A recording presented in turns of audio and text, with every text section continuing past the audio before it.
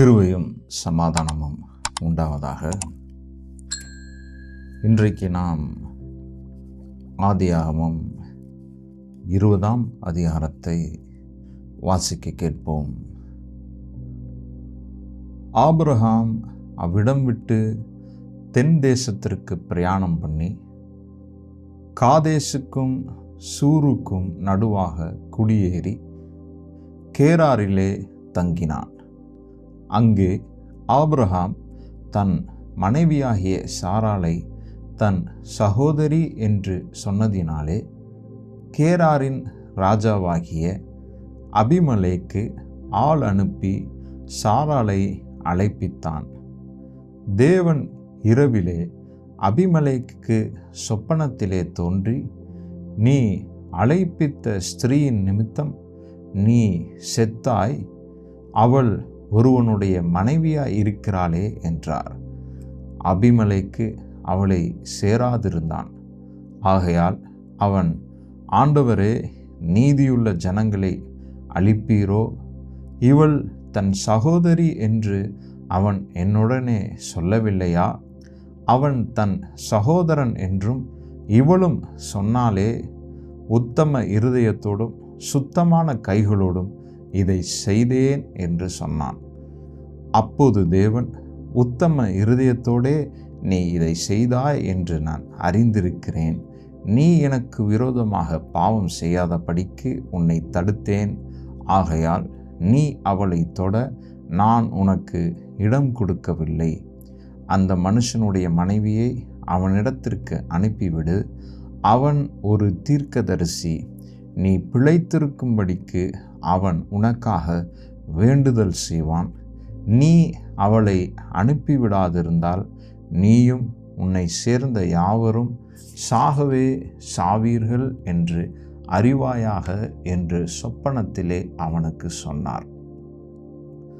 அபிமெலேக்கு அதிகாலையில் எழுந்து தன் ஊழியக்காரரை எல்லாம் அழைப்பித்து இந்த சங்கதிகளை எல்லாம் அவர்களுக்கு கேட்கும்படி சொன்னான். அந்த மனுஷர் மிகவும் பயந்தார்கள்.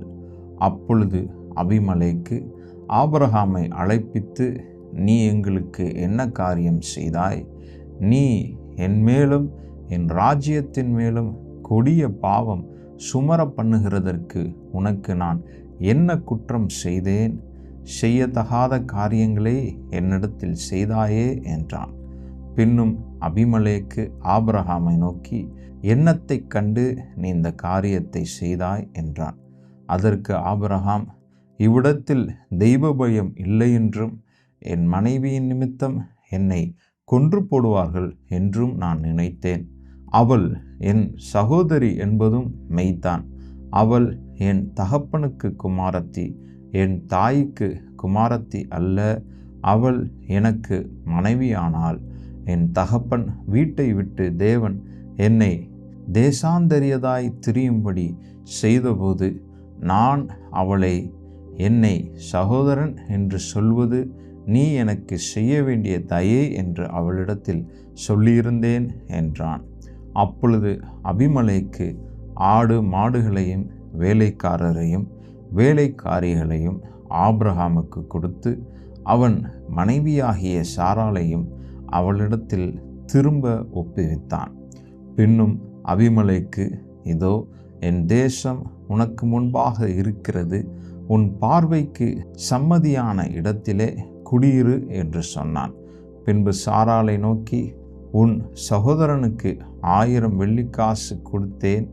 இதோ உன்னோடு இருக்கிற எல்லார் முன்பாகவும் மற்ற யாவர் முன்பாகவும் இது உன் முகத்து முக்காட்டுக்காவதாக என்றான்.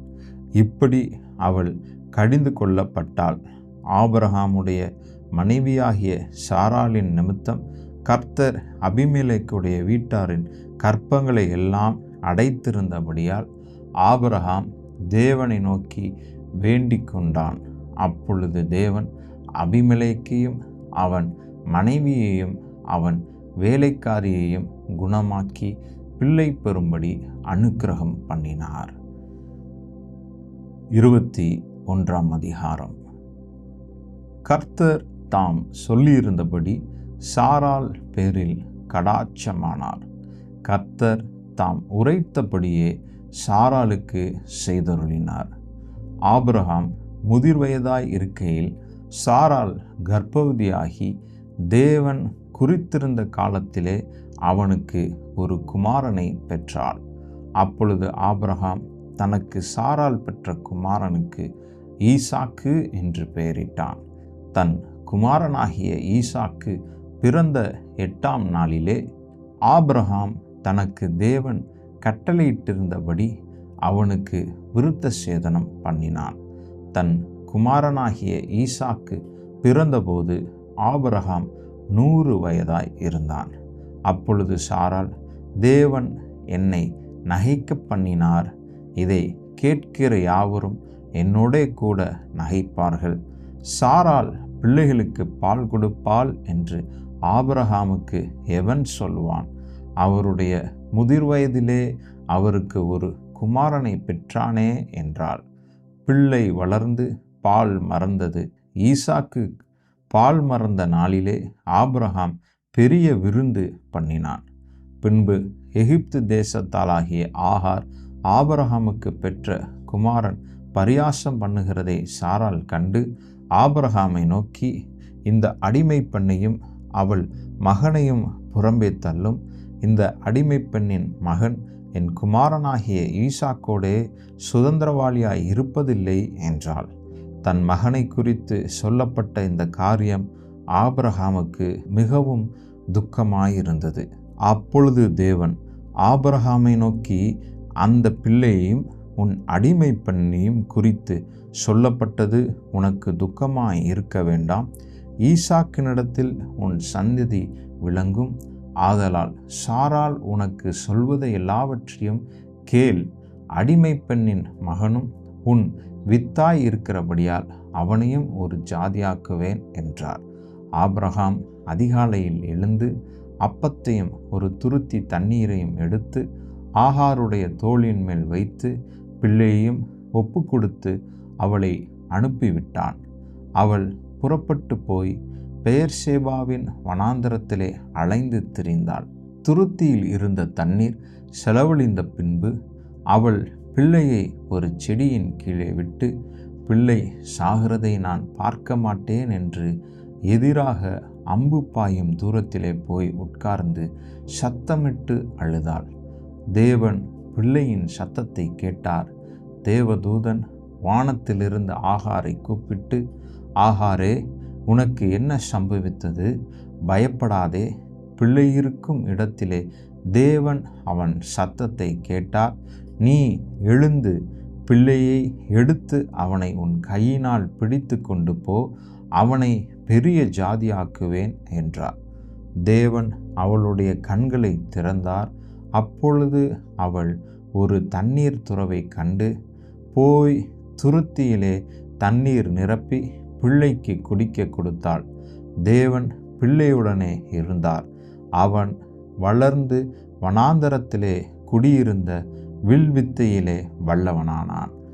அவன் பாரான் வனாந்தரத்திலே குடியிருக்கையில் அவனுடைய தாய் எகிப்து தேசத்தாலாகிய ஒரு பெண்ணை அவனுக்கு விவாகம் பண்ணி வைத்தாள். அக்காலத்தில் அபிமெலேக்கும் அவன் சேனாதிபதியாகிய பீகோலும் ஆபிரகாமை நோக்கி, நீ செய்கிற காரியங்கள் எல்லாவற்றிலும் தேவன் உன்னுடனே இருக்கிறார்.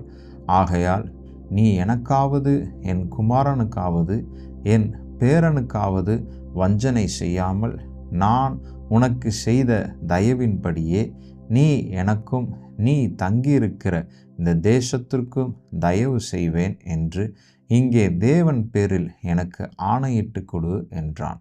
அதற்கு ஆபிரகாம், நான் ஆணையிட்டு கொடுக்கிறேன் என்றான். ஆனாலும் அபிமெலேக்கருடைய வேலைக்காரர் கைவசப்படுத்தி கொண்ட துறவின் நிமித்தம் ஆபிரகாம் அபிமெலேக்கை கடிந்து கொண்டான். அதற்கு அபிமெலேக், இந்த காரியத்தை செய்தவன் இன்னான் என்று எனக்கு தெரியாது, நீயும் எனக்கு அறிவிக்கவில்லை. இன்று நான் அதை கேட்டதே அன்றி இதற்கு முன் நான் கேள்விப்பட்டதே இல்லை என்றான். அப்பொழுது ஆபிரகாம் ஆடு மாடுகளை கொண்டு வந்து அபிமெலேக்குக்கு கொடுத்தான். அவர்கள் இருவரும் உடன்படிக்கை பண்ணிக்கொண்டார்கள்.